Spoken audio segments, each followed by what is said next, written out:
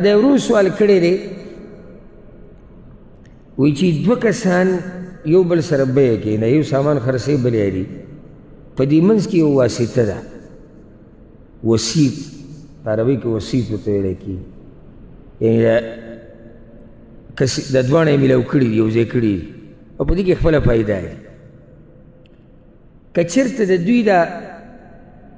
بیه ګډه وډه شوه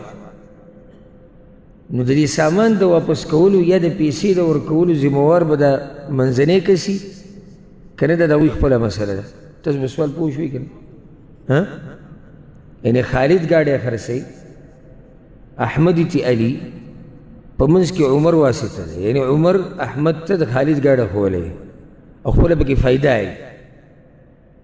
بیا دې سوي شو چې د خالد او د احمد د یو بل سره ونه لګېده څه مسله راووته سامان کې یا بل څه او بیا هغوی موږ یې نه پوره کوو یا داسې وشوه یو بله مسله به ووایي دا سړی پیسې ورکړې خالد پیسې ورکړې اوس احمد ګاډی نه راولي یا هغه ګاډی ورکړو خو د پیسې نه ورکوي نو ذمهوار دا منځنی کس دی څوک کوم چې دا دوه میلاو کړي که نه دا د دوی مسله ده ګوره اول خو دا مسله زده کوي شریعت کې یو عقد دی چې هغې ته السمسره ویلی کېږي السمسره التوسط بین البایع والمشتری یعنی د خرڅوونکي او د اخیستونکي په منځ کې واسطه جوړېدل دا جایز دي او په دې پیسې اخیسته دا هم جایز دي چې ظلم پکې نه وي دوکه پکې نه وي دروغ پکې نه وي دا جایز دي امام بخاري رحمه الله په دې باندې باب هم تړلی دی باب اجر السمسره باب دی په بیان د هغه پیسو کې چې هغه د سمسرې په دې کار اخیستی کېږي سمساره نه سمساره یو خو هغه ځناور دی السمسره بیا د علماو اقوال د سلفو رانقل کړي سره دلیل چې دا کار جایز دی اوس راځو دې مسلې ته بیه وشوه نو چې بیه وشوه نو دا کوم چې وسیط دی په منځ کې واسطه ده دی د هغه خپلو پیسو حقدار دی او د دې نه اخوا د ده نه به څه مطالبه نه کېږي بس که چېرته دا بیع فسخ شوه یعنی بیع دوی بیا ماته کړه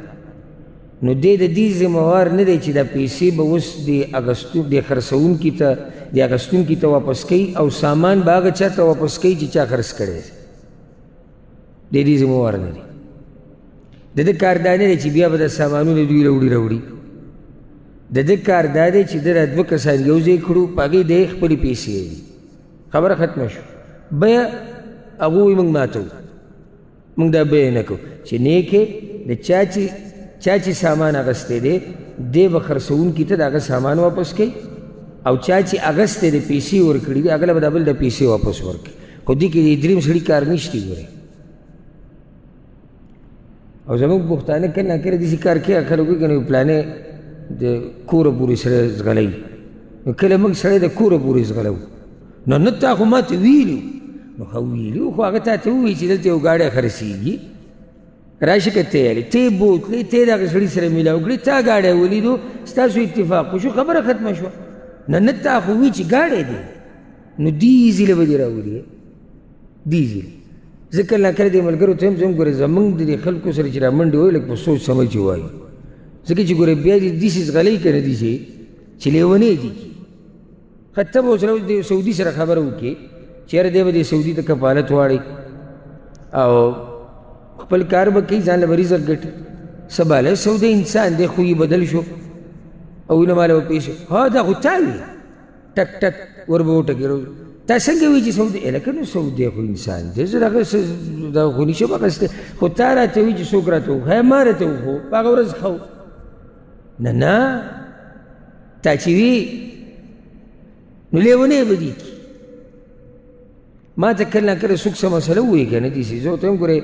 اولنی خبره دا یاده کړه چې که دا کار وشو که ښه ستا په نصیب جو ډېره ښه ده دواګانې کوه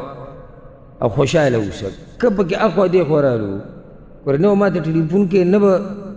ور ما ته ټکې او نه به چا ته دا قیصه کوې چې د ده د لاسه یو سړی تا سره یو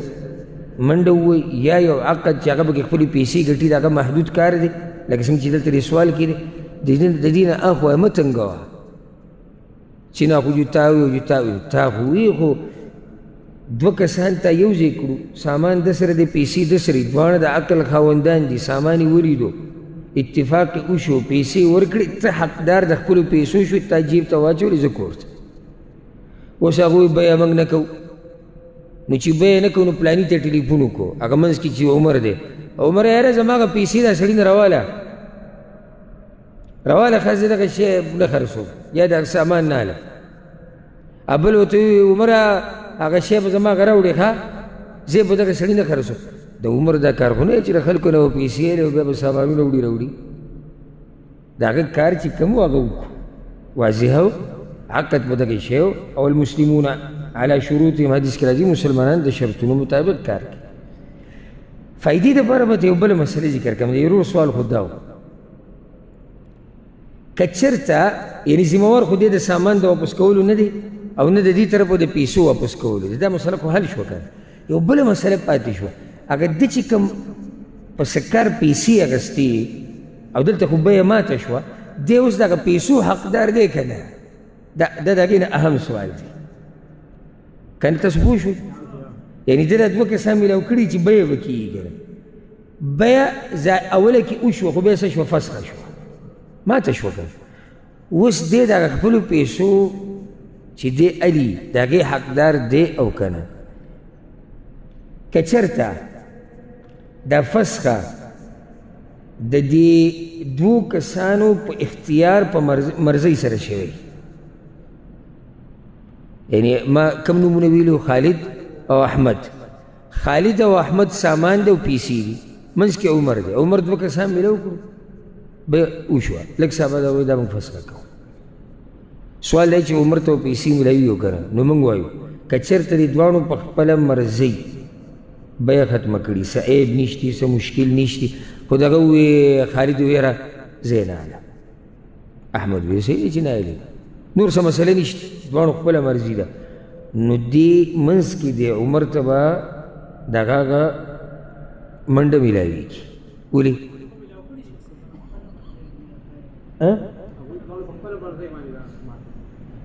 یعنې هغه چې کوم کار کوو هغه وشو او هغه کار بیه کېدو بیه وشوه چې بیه وشوه د خپلو پیسو حقدار شو خو دلته یو بله نقطه ځکه تاسو ته وایم چې دا علم داسې نه دی چې ته ترجمه او تفسیر ځان سره یو کېد او زه به مولا شو دا مسله اوس یاده که دا بیه د یو داسې سبب د لاسه ماته شو چې هغه معتبر دی لکه په هغه سامان کې څه عیب راووتو دا اوس په مرضۍ نه دی ګورئ سامان کې عیب راووتو یا پته ولګېده چې ده دا سامان د چا نه پټ کړی دی د دې اصل کې بل مالک دی او دلته به ما یې راخرڅوي وروسته پته ولګېده په دې کې بعض فقها دا وایي وایي ده ته به د ده دا اجرت چې کوم دی د دې چې کوم مزدوري دا به میلاویږي یو تحقیقي قول دا دی چې ده ته به د اجرت نه میلاویږي ولې دې چې دا خپله مزدوري علي د بیې کېدو په صورت کې علي دلته دا بیه شوې نه ده ځکه چې هغه سامان کې عیب دی دوکه ده یا هغه سامان د بل چا دی پټ کړی دی نو ته پردی سامان خو په چا نشي خرڅوی نو چې بیه د سره شوې نه ده یا دا بیه چې که شوې در ماته شو په داسې سبب چې هغه سبب زوړ دی د مخکې نه موجود دی مخکې نه شتي نو چې شتي بیه نه کېږي زه تاسو پوه وکړم لکه اوس یو سړی د ګړۍ پټه کړه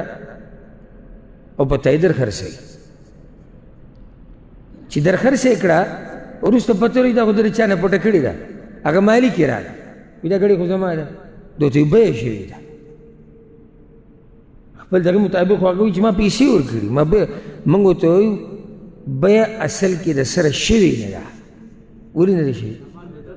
سامان پردی دی نو پردی سامان به څنګه بیه کړي عقد شوی دی عقد برابرېږي نه نو هغه مسله پکې د پخوا نه پرته ده نو چې کله بیعه ونه شوه د یو داسې سبب د لاسه چې هغه معتبري نو بیا دې منځني کس ته د ده مزدوري نه میلاویږي ولې بیه نه ده شوې دی جواب دی بیه نه ده شوې نو بیا د ده پکې څه نشتی بیا ورته هېڅ نه رسي. دلته یو بله مسلې نه مسله راوځي. یو سړی دی ساماني خرڅ کړو، صحیح شو، او دا یو کس میلاو کړي و. سامان چې هغه واخیستو څه وخت بعد هغه ته پته ولګي چې سامان کې خو عیب دی او هغه دغه نشتي دا اچانک چې اخیستې دا خو قصه ختمه شو، خو سامان کې عیب راووت. دی راغی عمر یې د ګریوان نه ونیو، راځئ سامان کې خو عیب دی، آیا د دې ذمهوار دی او که نه؟ دا اوس درېیمه مسله ده. او چې داسې موږ کینو که نه نو د الله د دین دومره پراخه دی سهاره پورې کینو نو دې مسلو نه بله مسله راوباسو، بیا د بلې نه بله. علم ډېر خوږ شی دی خو چې الله یې چاته نصیب کړي. اوس دا بله مسله ده. دې کې تحقیقي قول د فقهاو د علماو دا دی، دلیل په رڼا کې چې دی د دې ذمهوار نه دی الا په یو حال کې دغه علاقې رواج داسې دی یا د مسلمانانو باچا یا دغه علاقې حاکم امیر قاضي دا قانون یې ښودی دی، یعنې داسې خلکو ته امر کړی دی چې څوک هم د سمسرې دا کار کوي. سمسره څه ته وایي؟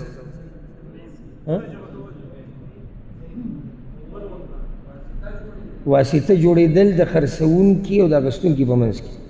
چې څوک هم دا کار کوي نو هغه به اول سامان ګوري چې د سامان کې څه عیب خو نشتی، دا سامان پردی خو نه دی، دا د دوکې خو نه دی. او که داسې وشو او د دې خیال ونه ساتو نو دی به یې ذمهوار وي. نو په داسې وخت کې به دی صحیح ولې به یې ذمهوار وي؟ د هغه علاقې چې کوم رواج دی دته چې کوم امر شوی دی، کومه طریقه چې عامه چلیږي د هغې مطابق کار نه دی کړی نو بیا کوتاهي ده کړې ده. دله په کار و چې د سامان یې کتلی او چې دې کې څه عیب شتي که نشتي، دا سامان په رښتیا د دې سړي دی که نه د بل چا دی؟ ځکه چې هغه علاقه کې هغه عرف کې دا طریقه چلیږي نو چې هغه عرف کې چلیږي نو بیا به دا سړی ذمهوار وي. او که چېرته داسې چې دا قصې پکې نشتي چې دی به سامان ګوري او نه هغه خلک دا خبرې کوي نه نو بیا په ده باندې څه ذمهواري نشته. پوه شو تاسو په دې مسله کې؟ داسې نه زه دومره اوږده خبره وکړم او اخري دغه دی تاسو نه وي پوه شي.